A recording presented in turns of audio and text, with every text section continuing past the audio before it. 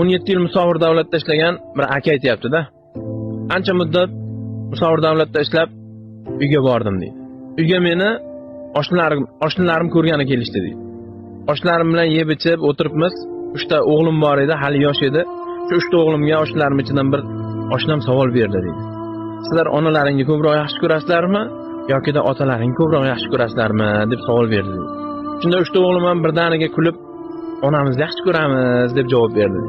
Shunaqangi o'g'illarimning gapidan, javobidan yuragim og'ridi, qalbim og'ridi. Hech kimga bildirmadim, kulib turibman. Yedik, ichdik. Oshnalarimni uyga kuzatdim, hammasi uyga ketdi. Boyagi gap miyamda aylanyapti deydi. Hech hayolimdan ketmaydi, chekkaroqqa o'tdim. Ayolimga ham bildirmadim, yig'ladim deydi. Bolada oldida kim ko'p bo'lsa, kim ko'p e'tibor bersa, kim ko'p yaxshi gapirsa, kim ko'p mehr bersa, o'shani yaxshi ko'radi-da. Meni ayolim har kun ularning yonida, men esa 17 yil ularning oldida bo'lmadim. Shu sababdan ular bor mehrini onasiga bergan deb hayotida bo'lgan voqeani xafa bo'lib aytib beryapti-da.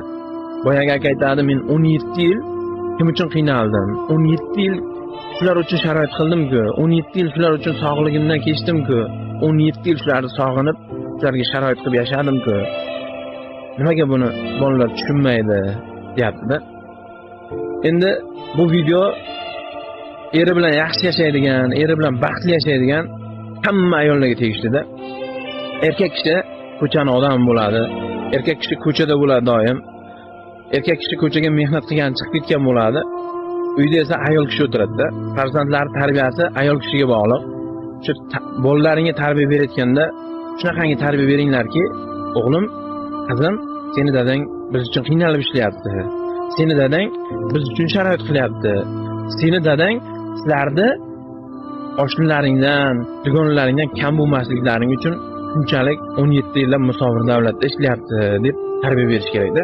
Sizlardan kimdir dadalaring yaxshimi, ayalaring yaxshimi deb so'raganda, dadam yaxshi, keyin ayam yaxshi deb javob beringlar deb tarbiya berish kerak-da bolaga. Nimagaki erkak kimdir kelib otani oldida o'g'liga yo qiziga sen otang yaxshimi yoki da onang yaxshimi desa, shu bola otam yaxshi desa, sarflagan umriga erkak achinmaydi-da.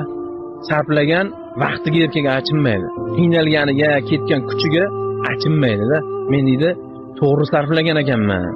Shu farzandlarimga shuncha umrimni sarflab deydi. O'shaning uchun farzandga tarbiya berayotganda ayollar hushyor bo'linglar, erkaklarning ko'ngli o'ksib qolmasin. Mana shunaqangi narsalar sizlarga o'rnak bo'lsin.